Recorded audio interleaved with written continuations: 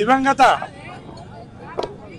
నేత అనంత వెంకటరెడ్డి గారి 25వ వర్ధంతిలో అశేషంగా జనం పాల్గొనడం అనేది ఆయన గతంలో చేసిన సాగునీటి తాగునీటి కృషి అనుకోండి, ఈ పట్టణంలో ఈ జిల్లాలో శాంతి కోసం పాటుపడిన వ్యక్తిగా, అదేవిధంగా పార్లమెంటులో కానీ రాజ్యసభలో కానీ అనేక సార్లు ఈ జిల్లా యొక్క కరువు పరిస్థితులను గలము విప్పిన మహానుభావుని వర్ధంతిలో పాల్గొనటం నేను కూడా ఎంతో ఆనందంగా అదృష్టంగా భావిస్తున్నాను.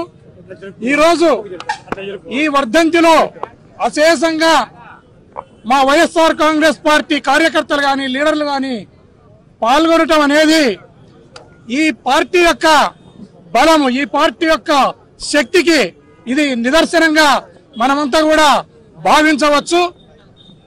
అదేవిధంగా ఆయన బాటలోనే ఆయన కుమారుడు అనంత వెంకటరామిరెడ్డి గారు కూడా ఈ టౌన్ లో శాంతి కోసం గాని, ఈ టౌన్ అభివృద్ధి కోసం గాని, ఈ జిల్లా ఉమ్మడి జిల్లా అభివృద్ధి కోసం గాని పాటుపడటం అనేది చాలా సంతోషం. ఆయనను కూడా ఈ సందర్భంగా ఆయన కుమారుడు అనంత వెంకటరామిరెడ్డి గారిని కూడా నేను అభినందిస్తూ సెలవు తీసుకుంటున్నాను.